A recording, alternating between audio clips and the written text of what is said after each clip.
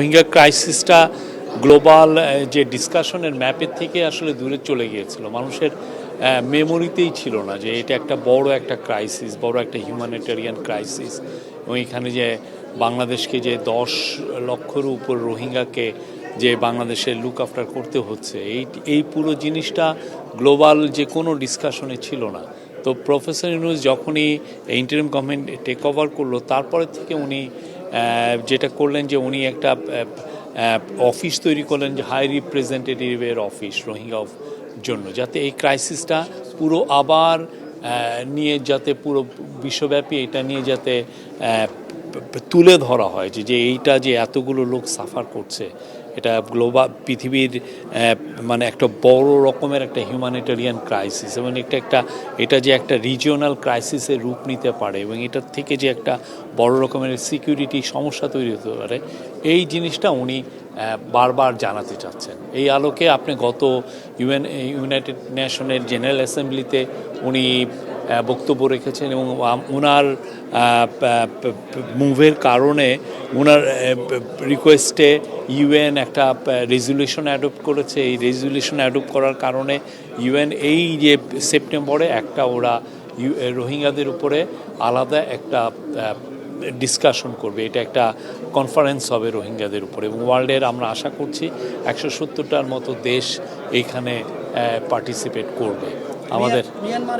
এবং আজকেও এইটারই ধারাবাহিকতায় আজকে এখানে একটা বড় সম্মেলন হলো। এটা একটা ক্লোজ ডোর সম্মেলন, সেখানে প্রফেসর ইউনূস আবার তুলে ধরেছেন যে কি ধরনের এই রোহিঙ্গা ক্রাইসিসটা এখন কোন পর্যায়ে আছে, আমাদের কি করণীয়।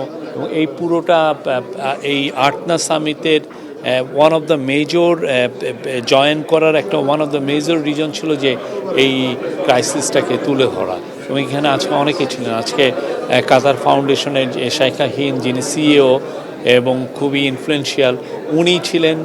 তারপরে আরও কিছু কাতার ফাউন্ডেশনের নেতৃস্থানীয় অফিসিয়াল ছিলেন।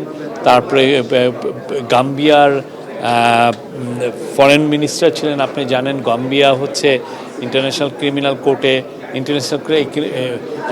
ইন্টারন্যাশনাল কোর্টে যেখানে মায়ানমারকে জেনোসাইডের জন্য অ্যাকিউজ করা হয়েছে, গাম্বিয়ার কিন্তু ওআইসির হয়ে ওরাও একটা পার্টি হয়েছেন এটাতে, এই কেসটাতে।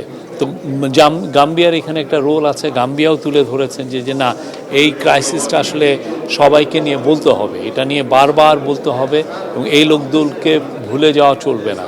এবং এই আজকে প্রফেসর ইউনূস এটা বলেছেন, আমাদের ন্যাশনাল সিকিউরিটি অ্যাডভাইজার এবং আমাদের যিনি high representative of Rohingya affairs doctor Khalilur Rahman, উনি কথা বলেছেন। জাপানি একজন এক্সপার্ট ছিলেন, উনি কথা বলেছেন, এবং অন্যান্য অফিসিয়ালরা বলেছেন। এটা একটা খুবই, আমি বলবো যে সফল একটা প্রোগ্রাম ছিল, এবং আমরা আশা করছি পুরো স্লোলি বা স্টিলিলি আমরা বলবো যে এই ক্রাইসিসটা নিয়ে আবার কথাবার্তা, ইন্টারন্যাশনালি কথাবার্তা হচ্ছে। এবং এটার একটা বড় আমরা সাফল্য পেয়েছি বিমস্টেক মিটিংয়ে, যেখানে আমাদের হাই রিপ্রেজেন্টেটিভের সাথে মায়ানমার ফরেন মিনিস্টারের একটা কথা হয়েছে। ওইখানে মায়ানমার ফরেন মিনিস্টার কিন্তু জানিয়েছেন যে তারা 1,80,000 রোহিঙ্গার কে তারা ক্লিয়ারেন্স দিয়েছে তারা যে রোহিঙ্গা। এবং এর ফলে আমরা আশা করছি যে এইটা একটা ধাপ, এটা অনেকগুলো ধাপের একটা ধাপ, যে এইটা আমাদের রিপ্যাট্রিয়েশনের দিকে এইটা আমাদেরকে হেল্প করবে। কাতারের দিক থেকে আমাদের রোহিঙ্গা পিসফুল রিপ্যাট্রিয়েশনের ক্ষেত্রে কাতারের দিক থেকে কাতার ফাউন্ডেশন তো আমাদেরকে অনেক হেল্প করছে। কাতার ফাউন্ডেশন ওইখানে এলপিজি যেটা রোহিঙ্গাদেরকে আমরা দেই, আপনি জানেন আশেপাশে খুব ক্রিটিক্যাল বন ছিল এই রোহিঙ্গা ক্যাম্পের। এখন এই বনকে আমাদের যদি সেভ করতে হয়, সেই জন্য আমাদের ব্যবস্থা নিয়েছি যাতে রোহিঙ্গারা যাতে এলপিজি দিয়ে তাদের কুকিং কাজগুলো করতে পারে। তো এলপিজি যারা দিচ্ছেন পুরো বিশ্বে অনেকে ফান্ডিংটা করছেন, তার মধ্যে কাতার ফাউন্ডেশন একটা মেজর ফান্ড, কাতার চ্যারিটি, কাতার ফাউন্ডেশন এখানে মেজর, ওরা হেলথে অনেক ইনভেস্ট করছেন। কাতার আমাদেরকে প্রচুর এখানে সাহায্য করছেন, এবং আমরা মনে করছি যে এই সাহায্যটা সামনে কন্টিনিউ করবে এবং আরও বাড়বে। আমাদের কাতারের যে এলপিজি যে চুক্তি এটাকে আরো দীর্ঘমেয়াদী হওয়ার সম্ভাবনা আছে। আমি তো বললাম যে ক্যাতারি ওরা এলপিজি আমাদেরকে দিচ্ছেন এবং এটা সামনে আরও বাড়বে আমরা আশা করছি। আজকে ডিফেন্স মিনিস্টারের সঙ্গে একটা মিটিং আছে, সেখানে কি ইস্যু নিয়ে আলোচনা হতে পারে? আমরা অনেক কিছুই তো আলাপ হয় এবং এটা আজকে অনেকগুলোই মিটিং আছে, অনেকগুলো কমার্স মিনিস্টারের সাথে আছে, কাতারের ডেপুটি প্রাইম মিনিস্টারের সাথে মিটিং আছে, কাতারের সিনিয়র অফিসিয়ালদের সাথে মিটিং আছে।